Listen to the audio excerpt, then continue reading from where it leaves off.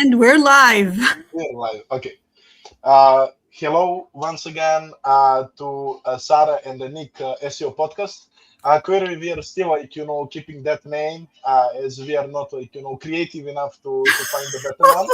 Yeah, but we I actually it grew up on me, so I really love it at the end of the day.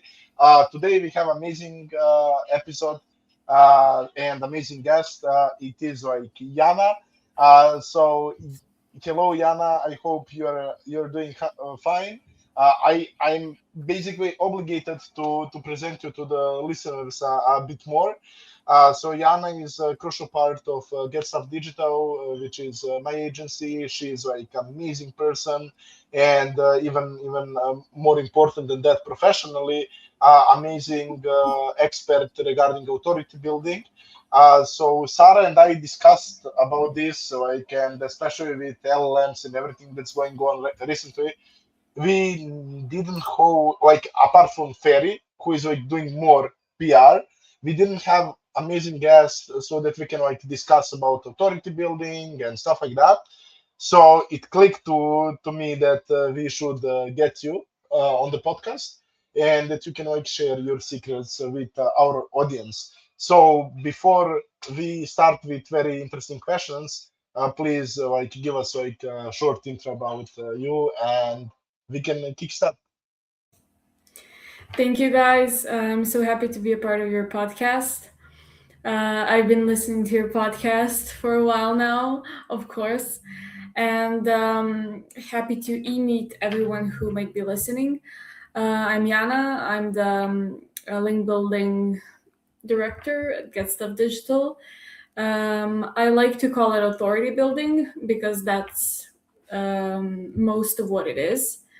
I focus on organic contextual placements, combining authority building in terms of authority DR and link juice and everything that's going on in the background with actual branded mentions and even a mix of really curated listicles and articles that might bring referral traffic and everything you can actually benefit from.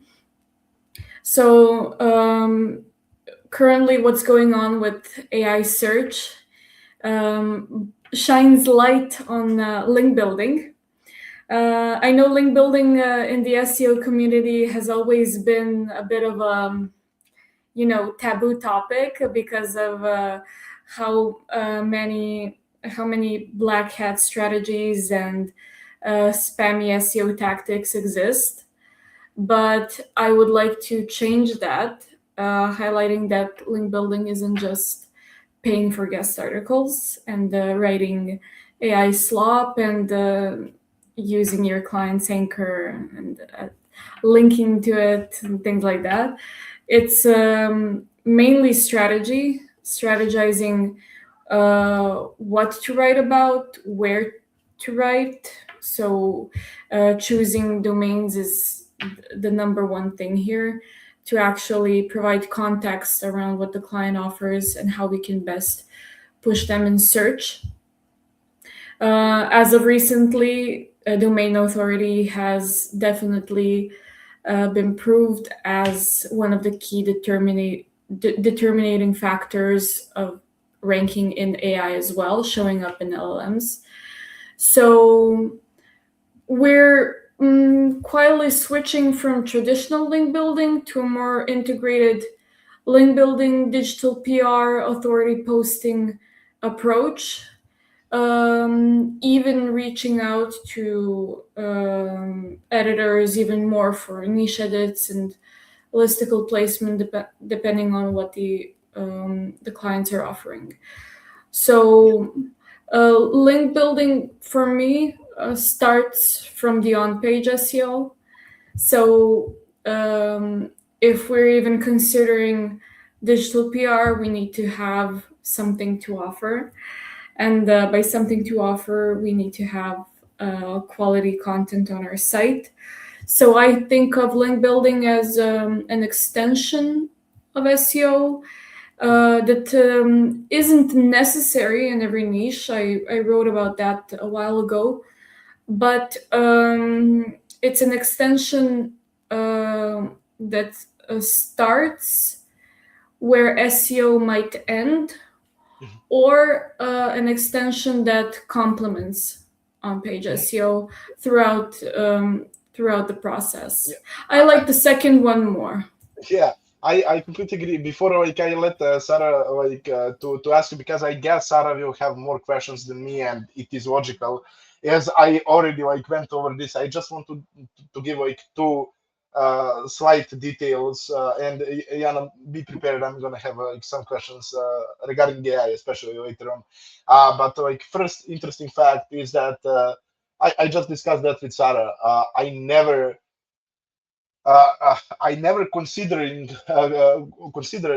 to offer authority building in Get Stuff Digital before I met Jana. Why? Because like it was so complex for me, and I wanted to be that on that level. Like if I'm like one of the best experts regarding strategy and technical SEO and on-page SEO, whatever, like I want to have the same for the link building or authority building.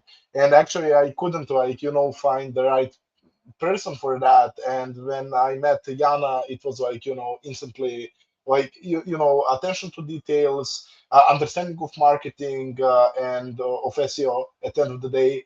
Uh, Basically, because of that, I wanted to just like add on that everything you said, it's basically how I love to approach to anything we work on. And similar as I partnered with Sara, I wouldn't consider to partner with anyone else because I know that Sarah's approach to the SEO is aligning with ours. So Sarah, please jump in with questions here. I'm gonna mute myself for a good portion. I have three questions. First, I want to know, how does it feel like working with Nick? That's the first thing. The second thing, I like that you said link building starts with on page. Because some people just, hey, here are the links, here are the stuff, like they don't have, they don't look on at the content at all. So I would like you to zoom in a bit on this. And then you mentioned that not all industries need link building. So also, if you can elaborate on this. And I'm really sorry that I like say all the questions at the same time, but sort of excited. So, but let's Uh, start with Nick. Like, we need to dissect this. yes.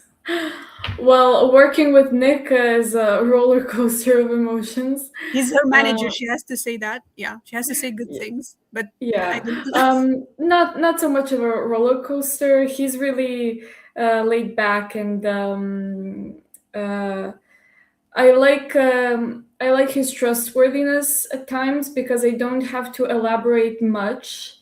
He's just like, yeah, we're gonna go with that because he knows that um, how much the trust I put in my approach is the trust he puts in his, and so he doesn't question what I do. He just lets me be, which is awesome because I don't like over explaining, especially like when someone doesn't understand the specificities of what I'm doing. He understands because he's an SEO, but as he said, he's not really a link building expert. So I like that I don't have to over explain. We're a good team. I mean, we're Rasko, our head of content, he's also amazing. And we kind of get along very well. So Nick's, although he might seem a bit all over the place at times, because he's so hard, it's so hard for him to focus on one thing at a time. It's kind of organized chaos, and I like that because I'm like that as well. So extends from my home to my work. It's like you don't really understand what's going on, but something's going on for sure. So And that's why I like it. I like this, this approach, or this vibe you have, because and it's really great from Nick to think that way, because you hire smart people So they tell you what to do, not the opposite, because you're not an expert at every area. So I really appreciate that you have this setup here. Great. Thank you. Next question The content, was yeah. So you said good link yes. building start with on page, yeah.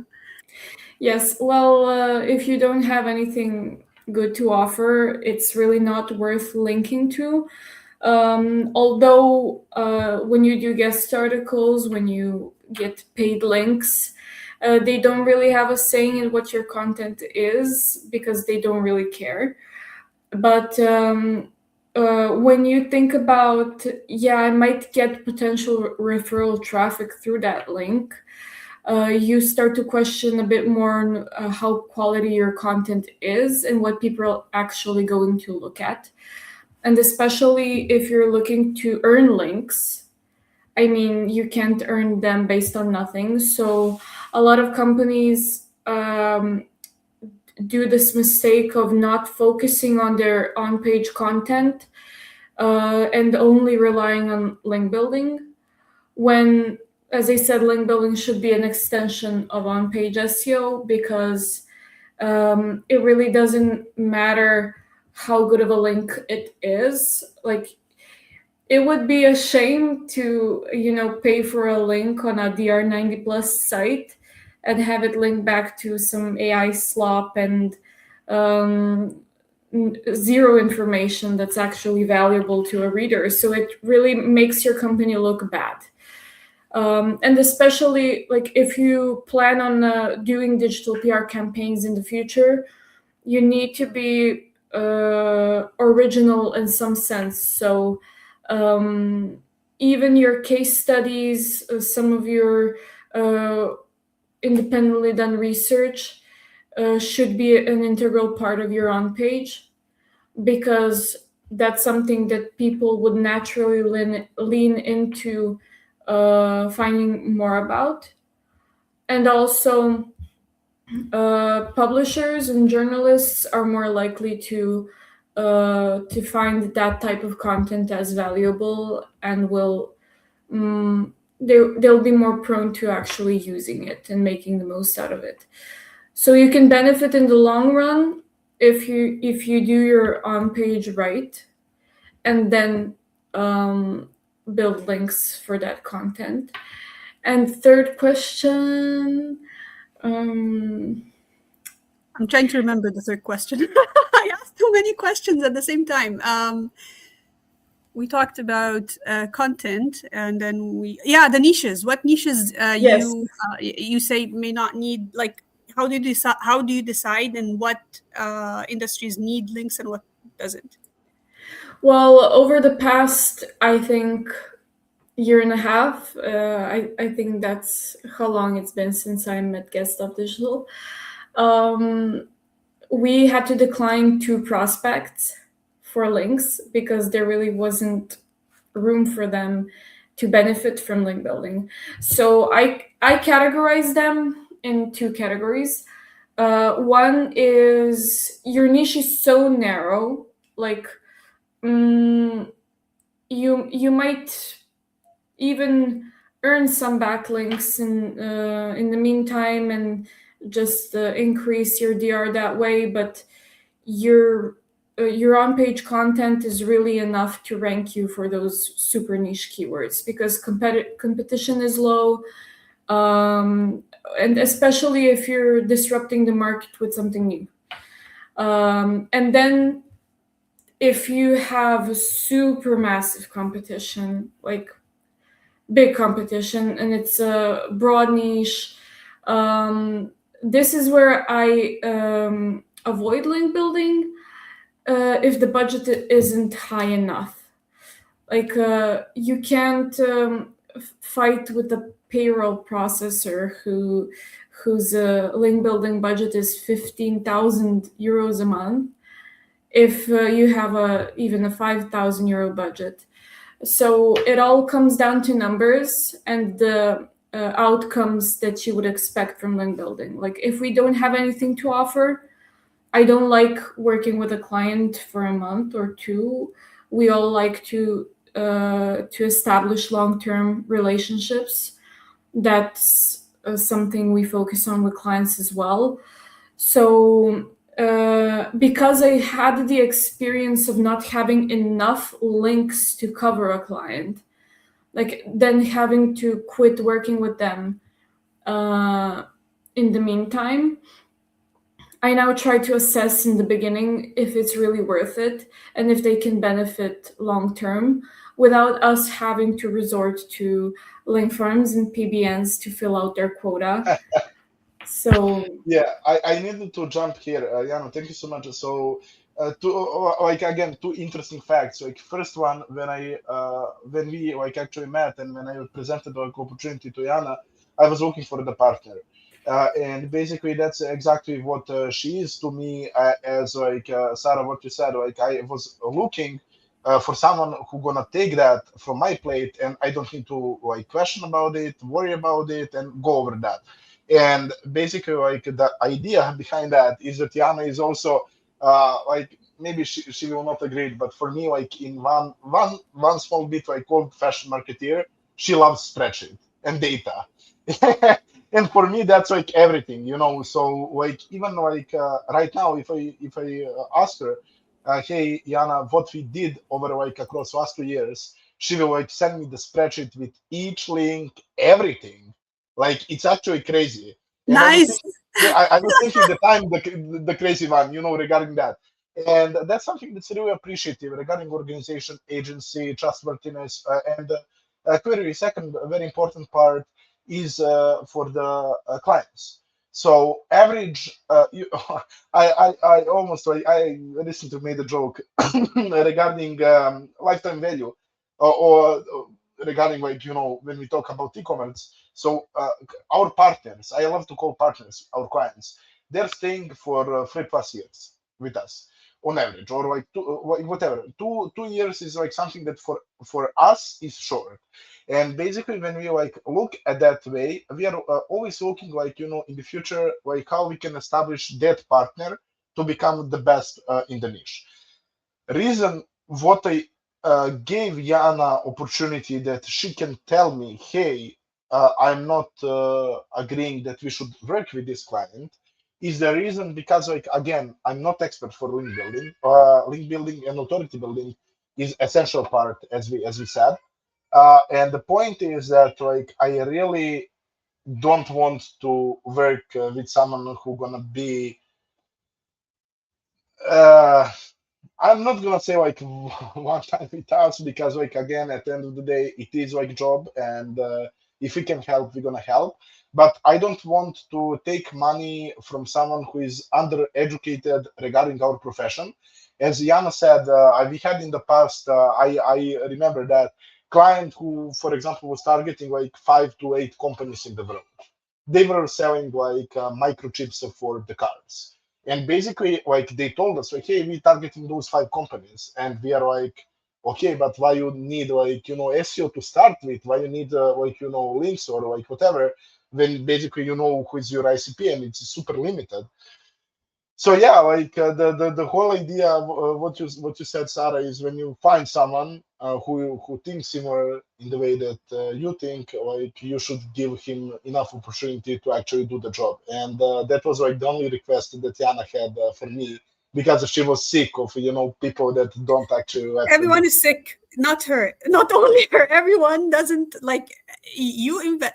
Everyone invests, you know, time and learning, and we like this is your specialty, right? Like you've been doing it for years, so you'd appreciate if you're given a chance, right, to show your practice what you know, like share your experience, and you know, I used to tell, I had a horrible old manager. I used to tell, in my mind, I used to say, you can't hire Ronaldo and sit him on the bench, right? Like you gotta let him Yeah, play. You gotta like yeah, yeah, you hired the wrong person. If you want to bench a player, you gotta hire a player who's comfortable with being on the bench.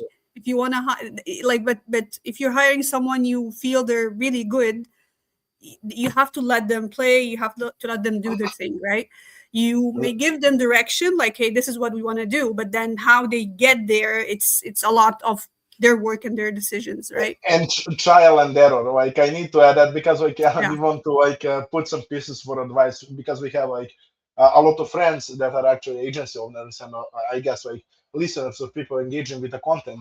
So the point is like when they always ask me like how you find the right hire, it is horrible. Like that process is the hardest part. First, it is like personal characteristic of the person that you hire. Second is professionalism and like that you can like align with a mindset. And third one, you really need to establish what Sarah you just said. Like basically, if you're looking for high end performer and for that role, you need to give them everything that they can like achieve the potential they have. So amazing that, and I guess Sarah, like I would like sneak two questions here for Jana. Like first, because again, like as I said, like I'm interested always to have like amazing conversation and like to hear different opinions as I'm learning too. So AI search, we see like Sarah, we didn't cover that part. Maybe we're gonna take like a few minutes at the end, but a lot of different stuff. We see like that Google one day they said LLM text is not important. Second day adding in documentation. Then we see like from these leak documents that way how LLMs choosing. So technically like the point is that each LLM got a prompt, and based on that prompt they are evaluating information online, and based on those leaks that we have from GBT, Claude, Gemini for now, we know that online mentions are one of the most critical parts if your brand gonna be seated online, like used as a source. So my question for you, Jana, is like, what do you think about like link building? Do you think that the link building currently is more important than before? Also, you mentioned that the PBNs, link farms, whatever, like what people used before to spam links. So what's the ideal approach to the campaign right now if the client wants to be visible on LLM? For you, how you would establish and set up that campaign for the client? Well, first of all, we need to communicate with the client what it is they actually want to appear in LLMs for. So the surrounding context of their main offer is crucial. Placing the anchor. The anchor, like in this case, if we're doing authority posting, doesn't necessarily need to be the brand, but the brand needs to be mentioned in regards to that. Like if we're saying they're the best at something because people are looking up in LLMs for the best, I don't know, roofing contractor in Delaware, you need to be associated with being the best roofing contractor in Delaware. So that's actually what the focus has shifted on. Especially you don't need many of those posts if you're in a super niche industry. So you might only need a handful, like 5 to 10 of these posts to actually appear in LLMs. And they don't necessarily need to be do follow or no follow links. Do follow have their own, benefits because they benefit your authority, SEO, and everything. But the mention itself is important. The surrounding context is important. The entire article, for that matter, is important. So we're mainly focusing on that entity coverage that I mentioned on LinkedIn a few days ago, where you really position yourself and your company as what you're trying to tell people that you are. But LLMs pick that information up from different sources. So if source A, source B, source Z is saying these guys are the best roofing contractor in Delaware, then that's usually what will come up. The good thing, I mean, not the good thing. More people should be investing in SEO. They should be. But the good thing is not many people know about this yet. Not many people are aware that this might be the determining factor of them showing up in LLMs. So if you're just starting out, if you're just considering link building and authority building as a whole for your brand, and you're in a niche that hasn't really dabbled into that, you can really dominate search and dominate the market in a shorter period of time than you would just from building links for authority. Yeah, I agree with that. Sarah, also to add on the question there, and you're gonna jump in for sure. This is the reason why Jana said link building is extension of on page, entity optimization, and I'm super proud. I need to admit I'm super proud. Like those are my words, you know. Those are like the ways how we are actually doing. So not like like again, I still see like when someone mentioned keywords and stuff like that, whatever it is fine. But like entity optimization is something that we always preach and did on this way. So why again like on the whole on page that you're working on the content whatever you're gonna send the signals of what you are. So technically recently I just discussed that it was like homepage without any copy. It was like launching homepage without any copy, and then you're like it is okay, but again if there is no context about specific domain, I'm not even talking about product or services, about specific domain, then like you don't have entities to connect it with. So the same goes with what Jana said. I really think that LLMs can be super manipulated right now. We didn't even mention here listicles, that like industry listicles, whatever. We didn't even mention, reviews, Clutch, G2, Trustpilot, whatever, when people can review. What you're doing. We didn't even mention LinkedIn. We didn't even mention Reddit, Wikipedia. If like some clients, like a lot of clients cannot have Wikipedia, but it is what it is. Again, like we didn't even mention all of those things that are actually matter for your entity, and I'm still preaching the same. Maybe we are wrong here, but from our experience and results, I'm still preaching that like good content on the website with good contextual authority building on top, if query entities and context are aligned, is enough for you to get citations. Like I'm still preaching for 90% of niches. So yeah, Sarah, please jump in. I know that you have like your own opinion on this. I actually have a like I enjoyed what Jana and sorry, Jana. Sorry. I knew I'm gonna mess this up, Jana and Nick. Thank you so much for all the info you shared.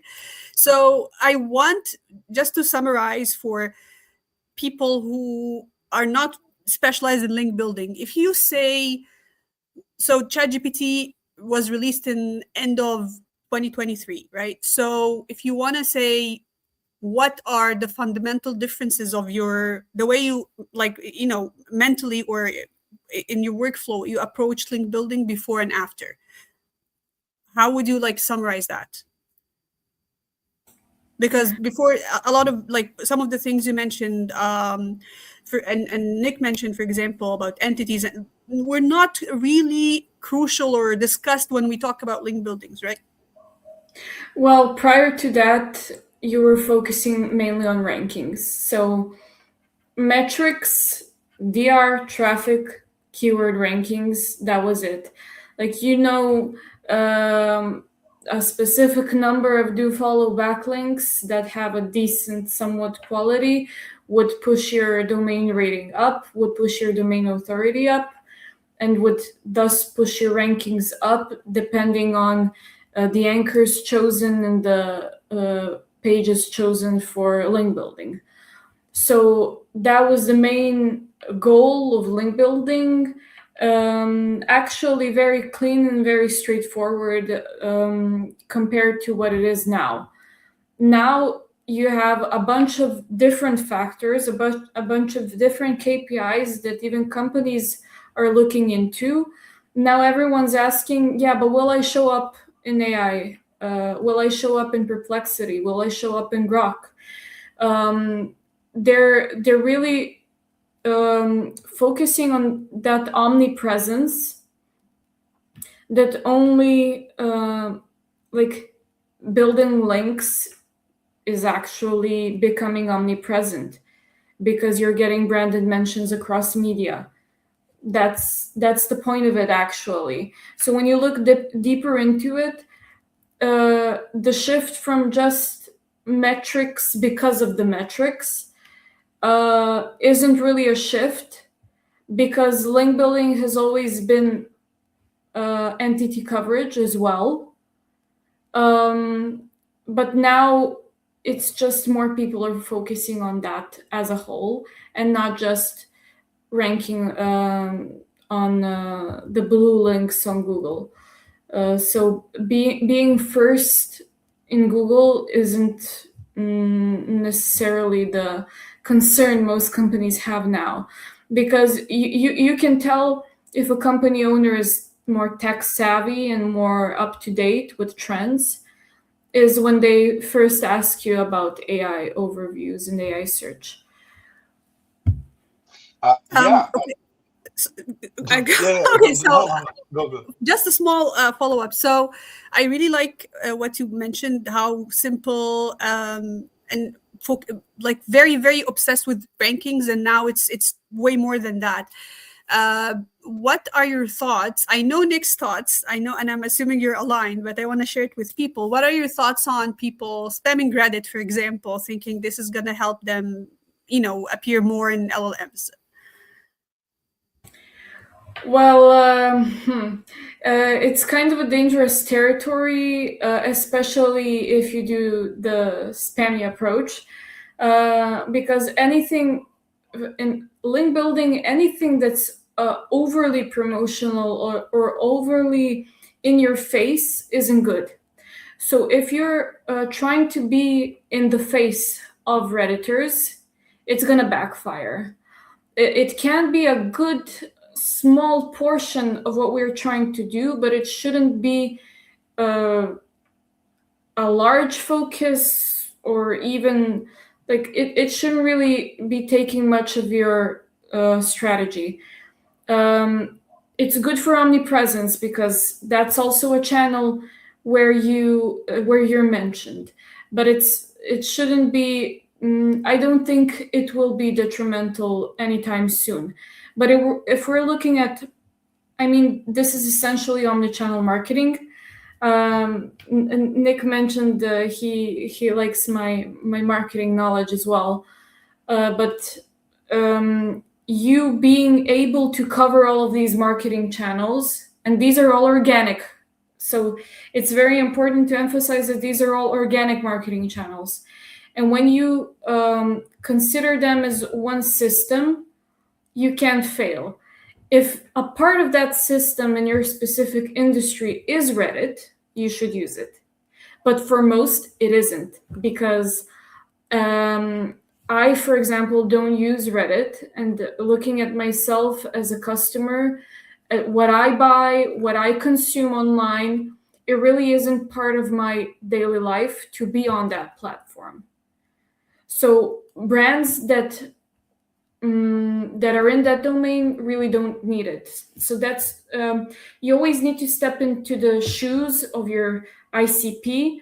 You need to consider, like, are they really on Reddit? Should I be spamming here? Should I be spamming innocent Redditors who really don't give a damn about this? Like that's when you're stepping into the dangerous territory I'm talking about, because a lot of people try to dabble into Reddit SEO without any background knowledge or skills. Yeah. I also need to jump in here, Sarah. No, Please, go ahead. Sorry, Nick. I for talked one too moment. much today. No. I really, I legit, like, especially what Jana said is like the part that is actually aligned with what our very good friend Sara Ras mentioning. That's like search everywhere, optimization. So and I recently like starting to understand, like even before I used it, but I didn't whatever. I didn't care about full meaning behind that. So I know that some of the best agencies in the world, and I love to consider Get Stuff Digital being there too. At least with our results, we are proving that. But the point is that you always need to be where your ICP is, and that's what Jana said. Like basically, it is like that. I'm preaching that for years. So technically, also I want to jump in to just explain why SEO or even link building or whatever. Maybe it's not for someone because you have amazing e-commerce brands that running fully on meta ads or doing LinkedIn. Sorry, Instagram. I'm on doing LinkedIn, but the Instagram, TikTok, and stuff like that. So basically, there is different channels for different purpose and different ICPs. And I really, really think that brand shouldn't invest a dime into the channel for purpose of being present in AI slash search. Why? Because at the end of the day, we are not here to spend your budget and what Jana said to give you vague metrics as DR traffic. Oh, hey, look at the GPT, use you as a citation. Okay, but the point is that we are here to make revenue for the clients, and basically, if each dollar is not thoughtfully invested in the channel that can get you clients back from it, I would really, I wouldn't dare, even after a decade in the industry, I wouldn't dare to spend your money onto the Reddit just to get citation on LLM. It is completely wrong, if you ask me. For me, that is black hat. Also, what I said that Jana didn't mention, and thank you for that, is listicles. Why? Listicles are the most degenerate way to manipulate LLMs. Sarah, we know that.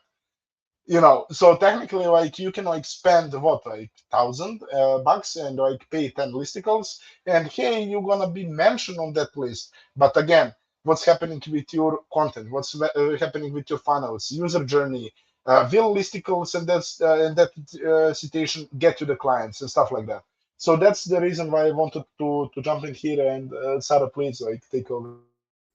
Yeah, I really like Yana's approach. It's awesome because what she's basically saying, you can't use the same approach for every client. If the client has ICP on Reddit, yeah, maybe we start to think what we can do there. But if it's not there at all, what are we like? It's not like, hey, every client is treated the same way. It's not a checklist, right? And this mindset is actually not common in a lot of people who focus on link building. Like that, at least the people in my inbox on LinkedIn, hey Sarah, and then they slap you with list of URLs, like, hey, do you want to get links there? What is this? So I really appreciate this, and I think what I'm seeing is there's a lot of modern thinking focused on business goals, which definitely is useful for the client and even for you as an agency and for any SEO, right? Because you want to get results. You don't want to. It's not good if you work with a client a month or two and then or like a few months and then you're not getting results. It's just a mess for everyone. And I had a client like that, and that's actually why it keeps me frustrated when I work with clients that don't execute, because then you look bad while it's not your problem really. You delivered, they didn't do the work. So it's a very sensitive place to be. Don't be there.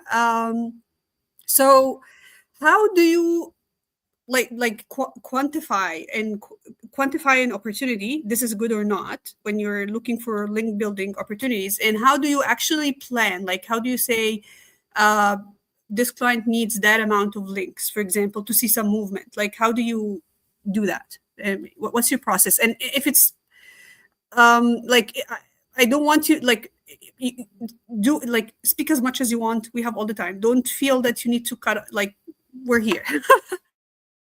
Okay.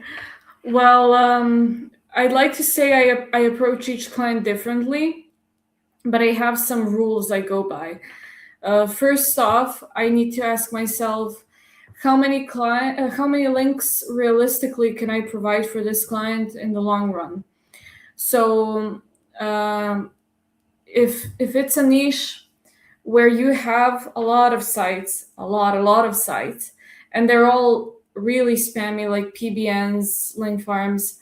I try to avoid sites that have casino, gambling, CBD content if the client isn't specifically about that, because it could be detected as spam. But if the client offers, clothing, and you think about the niches that cover clothing and fashion, it's mostly lifestyle magazines and sites like that. So those, a majority of them are really spammy sites.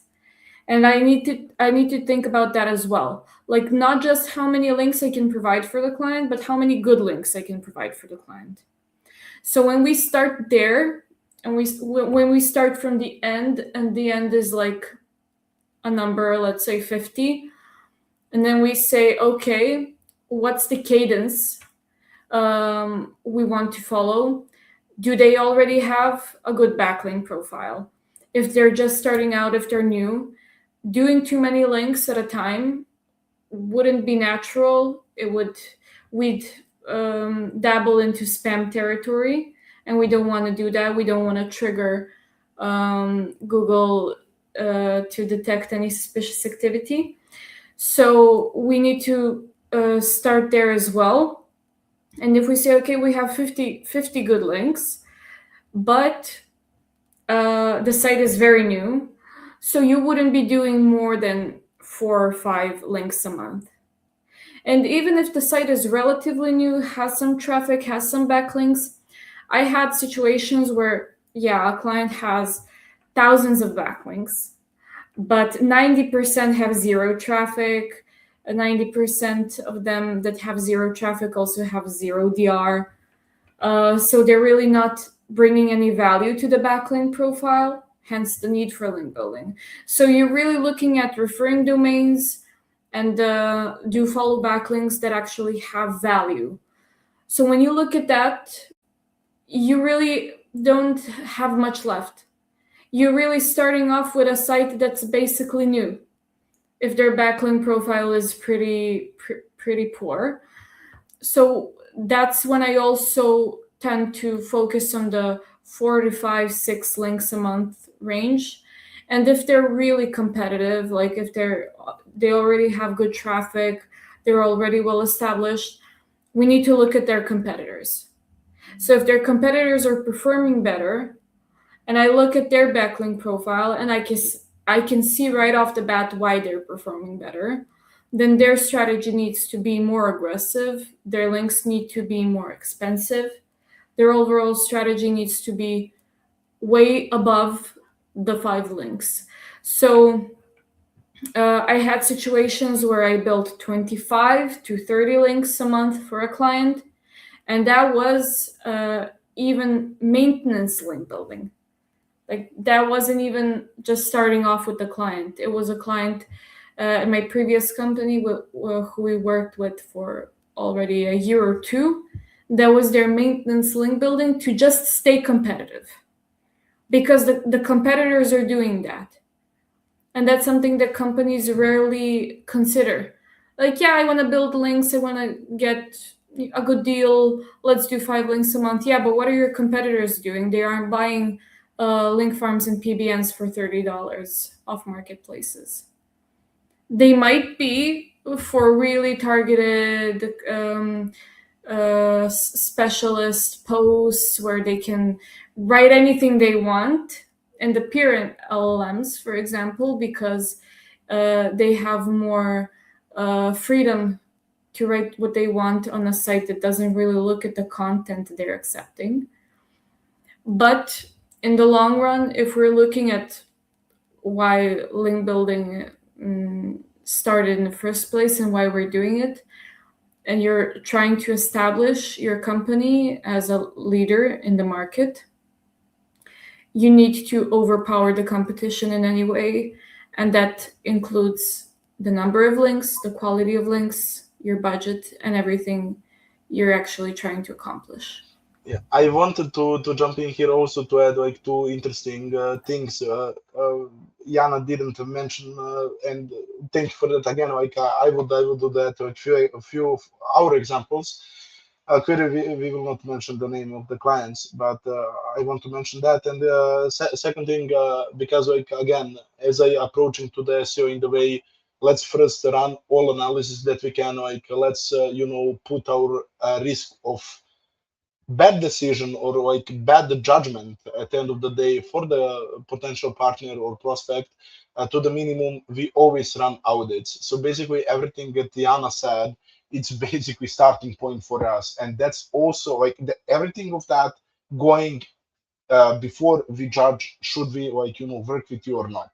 And for me personally, again, there is no other way, and we are very, very exclusive because, like, at the end of the day, it is what it is. Like, if you want to have a success with us, clearly, we need to give you the best environment for success. But at the end of the day, I'm not gonna take to work with someone who gonna point a finger in us at the end of the day and say like, hey, you didn't do as promised, and then you're coming with a budget that is like basically 10% of what's needed.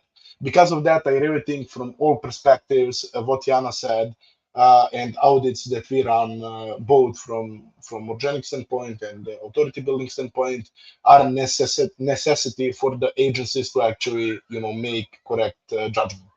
And on the interesting part, three different examples I can give. Like one example, it was that DR is not anything. Please, for everyone who listen, especially for everyone who get pinched with a lot of backlink spammers on the LinkedIn or whatever. As Sara mentioned, we had a client. We having current was working with that client, but DR was 71 or 72. Client traffic was around 300, 400 when we started working. So very low considering DR. So why DR is not good metric? Because it was like very easily manipulated, and they didn't even know about that. Those guys are not aware about DR and what is DR. So what they did, they are making websites for their clients, whatever it is, vertical SaaS, and basically they put the links back to their website on the websites of all of their clients, and that was like thousands of links pointing back. But anchor text, it was only their domain name, not nothing else. So basically, when we saw 71 DR, we are like, okay, but why those guys are not ranking for anything? What is the problem there? And basically, Jana did the audit, and she said like, hey, all of those links are coming from their customers. They put in the footer link, so there is no context, there is only brand name, even worse, like full domain as an anchor text. And yes, they have 71 domain rating, but that actually means nothing for them. And then Jana knows what client I'm talking about, but we reach like 400% growth in the 6 months. 6 months for them. So technically, currently, whatever they have, over 2,000 traffic per month, and most importantly, they're getting citations in LMs, and and the most importantly, they are getting new revenue through organic. So the point is hey, this is very good example why DR is not something that you should look at even when you're doing audit and query considering prospect. So that was first example. Second example is what Sara actually said. We had actually, Sara, a very, very bad situation, and that's one of the clients we stopped working after 3 months because it was very fair collaboration. Nothing against that. It was only for the backlinks. So we set up everything. We told them from the on-page part what they need to do. For 3 months, they didn't do anything. And I said, hey, we can do the on page and help you with that. You need to pay more, Query. And Query, we are not the cheapest agency in the world, but yeah, if you want the results and if you want to have at least 5 people working in the way Jan and I'm working, you need to pay for that. So basically, the guy said, after 3 months, unfortunately, right now we don't have time to work on the on page. And both Jan and I said, that's it. we will not continue working with you. Why? Because like at the end of the day, he will point fingers. He didn't do that, but technically he get right to point the fingers in us. You didn't like give They me always do results. that at the end. Like if Yeah, you at the waited end. 12 Yeah. months, if you waited for 12 months, they will just say Yeah, like, they will do it's that. Yeah, and because of that we cut that. So that was like second example of like something that you need to be careful how client relationship actually unfolds. yeah. And third example is what Jana said. It's very interesting because like we had like numerous prospects, I would say, that actually they cannot compete, and they are just coming to us with like budgets. Hey, I was considering link building, and we said, okay, let's talk about that. So, do you know what I'm it sorry. is? I'm sorry. I'm No trying to problem. adjust. No This problem. is just the camera is some Yeah, okay. yeah, yeah. Okay. Yes. So, Here. so the point is, yeah, no problem at all. So the point is like that Yes. they said like, hey, are we considering link building and stuff like that? And I was like, what do you mean by considering? Because like if you're considering, and he said basically they're gonna come to us and they say like we want to start with free links, and then like you check competition and you are like, why? Because like it's not aligned with your KPIs, it is not aligned with the value that you can get at the end of the day, it is not aligned with something that we would love to stand behind as an agency. So on those three examples, I really think that like this is all like very in-house examples. Jana gave some from the previous, companies she collaborated with. But the point is that you need to be very careful, and because of that, you need to have knowledgeable person to run campaigns for you. On top of that, you need to have very transparent agency that will like come, with a full plan for your goals. And I need to again, I'm super happy because of that. But like, yeah, I'm blessed enough with the good people around me. Jana said like numerous times during her answers that we always ask clients what is specific goal in mind. Clearly, revenue is, for everyone answer, like mostly, but like what are KPIs that we want to get? Like also, when I recently said on the podcast that I was a guest, they asked me like what I think about content marketing in 2026. It's still one of the best things that you can do for your business, but I see AI slop non-stop. We see like AI cloud bullshit that's going on in one click, and on top of that, I see the content without funnels. So I legit want to help people, but just saying that, like, if you have the blog and there is no CTAs, there is no funnels on the blog, there is no at least newsletter form, what are you doing? What are you doing with your content? Why you're wasting money?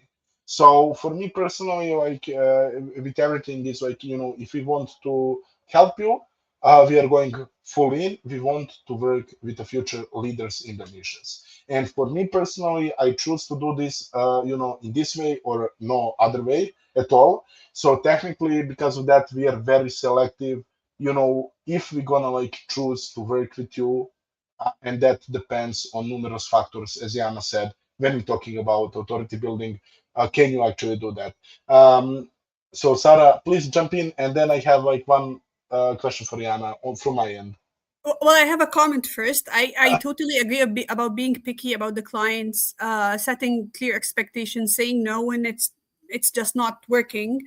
And I remember one of the clients, their copywriter decided to use AI to generate the blogs fully AI, and I was like, that's not really good. But they insisted, like, and went ahead. And then when it didn't deliver results, they came back to me like, "Hey, Sarah, why is there no results?" Well, you have all 100% AI. That like that. When I looked at the content after it's being published, it's like the copywriter didn't even like check anything. Like copy paste and it's done.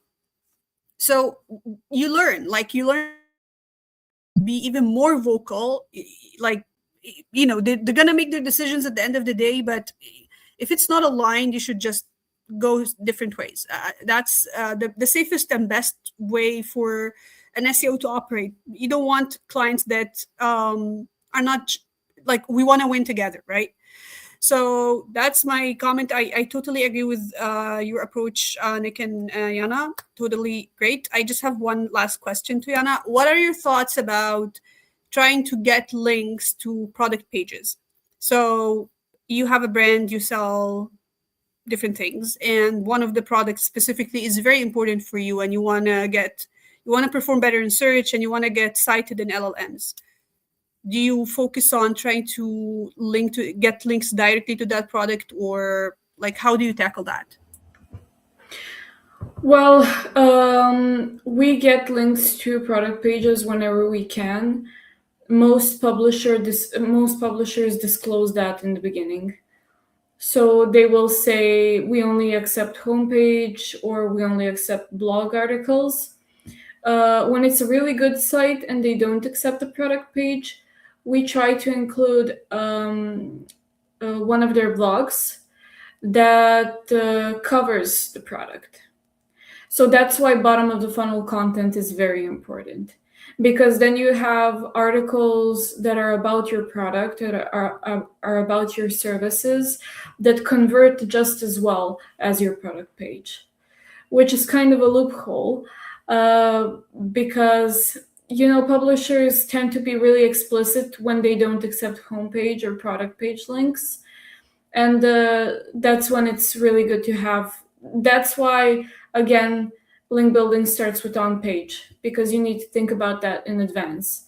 And that's why what he said, funnels are important. You need to have bottom of the funnel content that really is specific to your brand, that isn't informational, that isn't slop, that actually provides value, that people will say, yeah, I want to try out that product. Where's their product page? So that's the only way to approach that. I mean, publishers, I had situations where I really wanted a link on that site, because it is difficult to find good sites, especially now.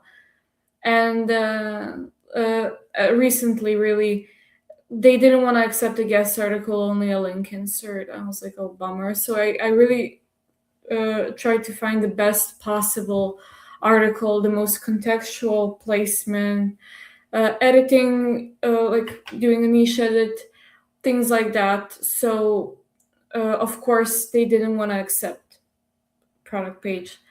So you work with the best you can. It's still a link, it's still do follow, it's still indexed. It's not what you might have expected, but if the outcome stays the same, it's not really that big of an issue. So a reminder for anyone listening, you need to have bottom of the funnel content, and content that really speaks about your brand for this reason as well. So that was a really good question. Yeah, I can agree with that. I think that's the most, actually, one of the most asked things that I also know from my personal experience, because like before Jana, I had like different partners for off page, and I always ask, like, how to get, like, direct links to those pages, and usually you cannot do that. And what Jana said, because of that, we always think in advance at Get Stuff Digital how to actually build the funnels beforehand. So technically, if Jana can like run the guest post, also very important note here, we are not doing link inserts, or basically that's like 5% maybe. And I'm gonna let Jana to explain more why is that like that. But technically, we are always again, entity coverage and stuff like that, contextual things around authority. We always love to write articles. So technically, if we put some articles, and then like if we want to rank specific blog, then we have in mind, hey, on that specific blog, we can, Sara, maybe like for direct example, we can put a review of that product. We can like write the blog like about 10 most sold things from the last year on our e-commerce shop, or like we can write things about like super trendy services that's going on right now and stuff like that. So basically, we can like put that blog on the pedestal of rankings, and then we can funnel users from that blog to the product page or service page that we want to have there. So I had one question for Jana, and also Jana, you can as Sara said, we are causing almost 1 hour, so we need to cut it short here. Two more things because I think they are very valuable for the listeners. First is like difference with why we opt in for guest posts more than link inserts, and second one is regarding like judgment of setting up strategy. I know that Sara, as a strategist as I am, she appreciated that. What's your opinion on running PR campaign besides link building? And also, like the third one, but it's also connected to this, is how you would explain to the founder of what's like the point of the links, because I know that for strategists or like people that are on my end or Sarah's end, we had struggles as like people usually connect links with referral traffic, which is not the case. We want to have at least impact on SEO as a first or organic search as a first, and then like rest of the things. So with that, I would love to close. So like, take your time to cover those few more things, and we can wrap it up. Of course. Well, I prefer guest articles because of the things I mentioned at the beginning, and that's the surrounding context around the anchor. So when you do an article, whether it's a paid guest article or a piece of editorial content you provide for a really good site, you have more control over the entire piece. You know exactly how the article might convert with the audience. But when you're doing a link insert, your options are slim. You really have to work with what you have, and what you have is usually not much. It's usually not the context and not the organic placement that you would look into at first. So that's why I avoid link inserts. It's not just I see there's my anchor in that article. I can make some edits and it'll be good. But what about the rest of the article? I mean, from my experience, a lot of the sites that are serial about accepting link inserts have 50 different link inserts in one article. And you'd never expect it to be a lot of good sites, actually, very good sites. And you have, in one article, there's a link to a payment processor, a link to an AI paraphrasing tool, a link to not necessarily a roofing contractor, but something about roofing. So you have all of these links in one article, and it's marked as spam, especially if it's a really old article. Like, yeah, it's instant link juice because it's already indexed, it's old, it's, you don't have much to worry about. But what's the point? So that's when you cherry pick link inserts whenever you can, especially like if it's a really good site, if you're offering a product, there's a really good listicle. Yeah, I want to be in that listicle. You even send the product to the writer or editor or whoever's in charge of that, and you really put an effort into including your link there. That's good link inserts. And about explaining to a client why they might need link building, well, it's very difficult to explain. I have a difficult time explaining what I do for a living to people who aren't in SEO. So we start from what they want. So if we start from their KPIs, I want to increase revenue. In which ways does link building increase revenue? So it increases revenue subsequently by increasing your traffic. But how does it increase your traffic? Well, if I invest in link building and it pushes my DR, it pushes my rankings, it pushes my LLM mentions, it's bound to increase my traffic if done well.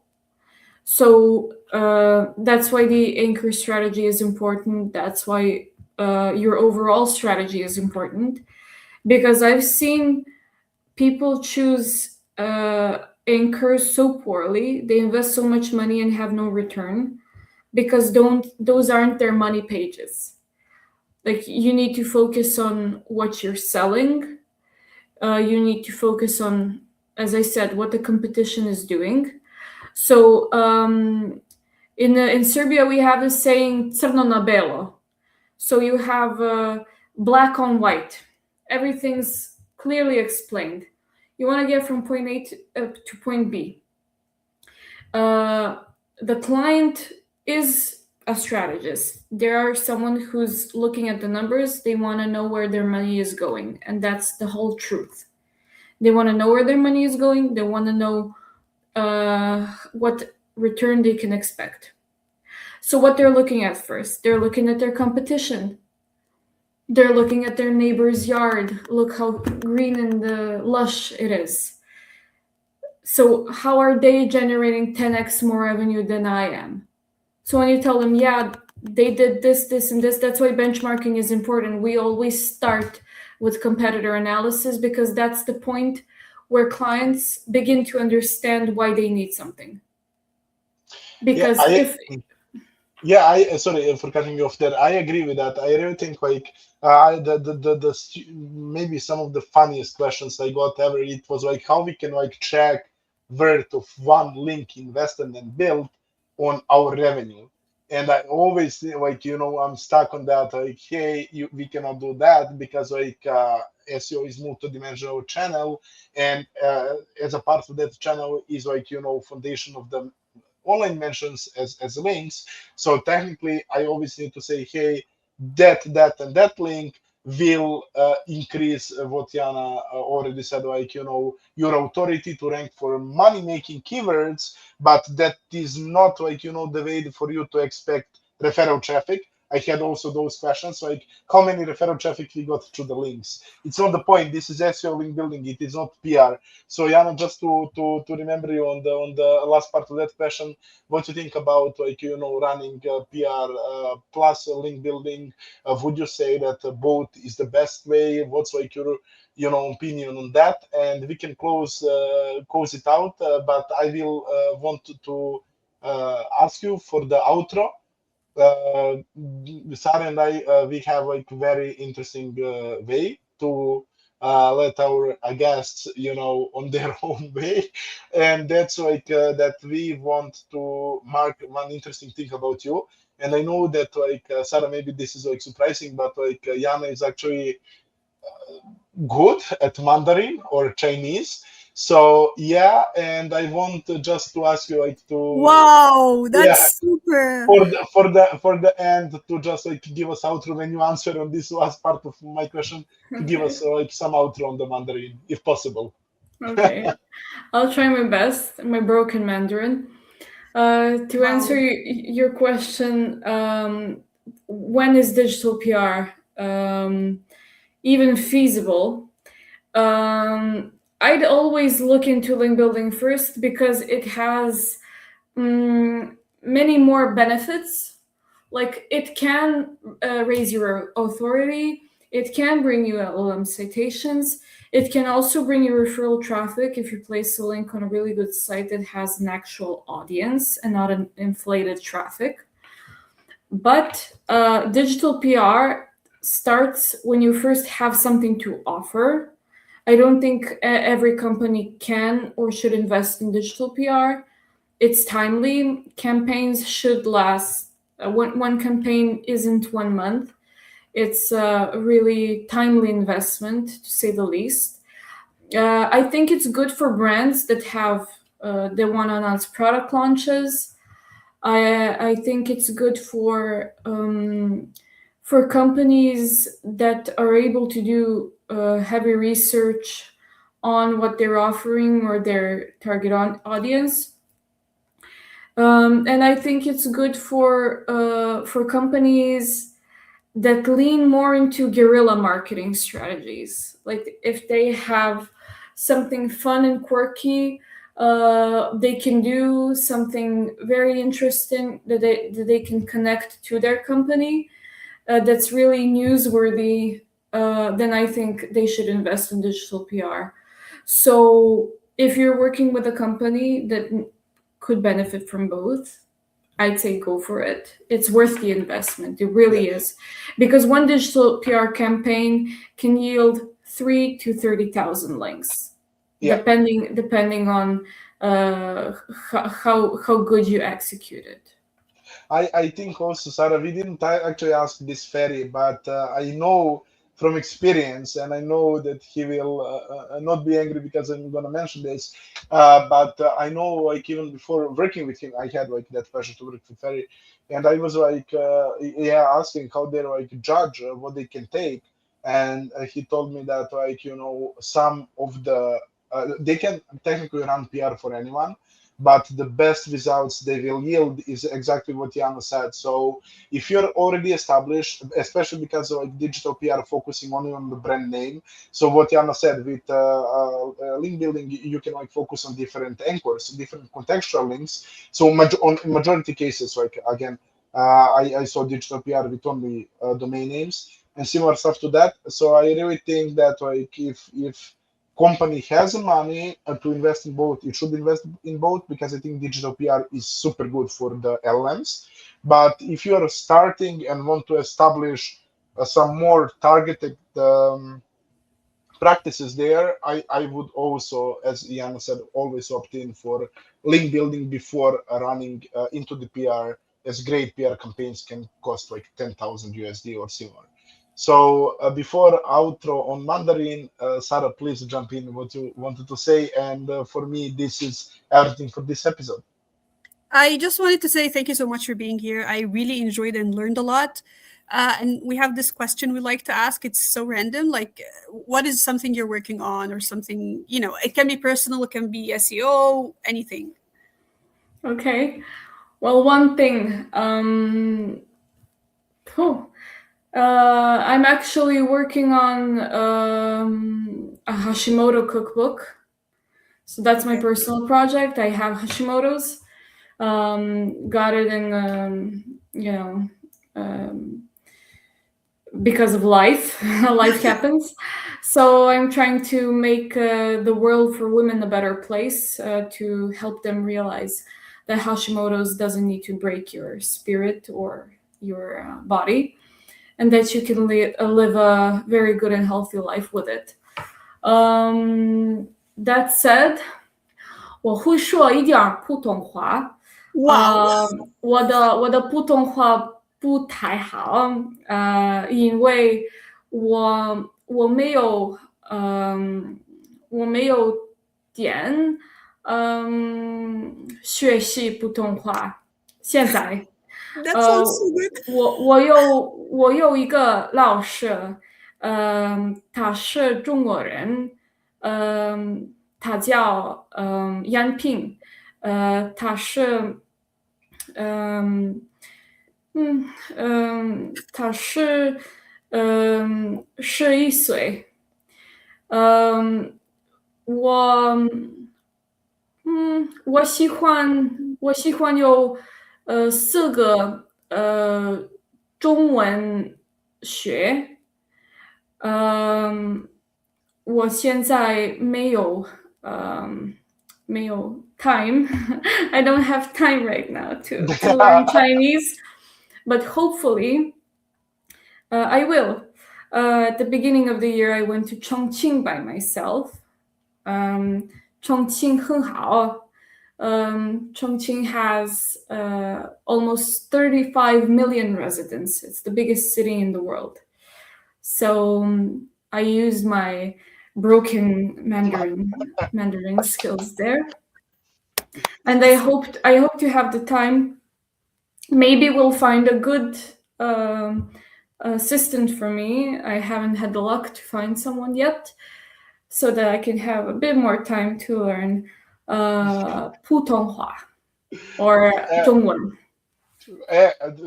Because of this, like Sarah, like this was like Joker from the sleeve for from us, how like diverse people are in the SEO, and I needed, sorry Jana, for putting you on the like maybe like uncertain position of the broken Mandarin speaking here. No, I'm I needed sorry. to- I apologize to any Chinese person who may be listening here.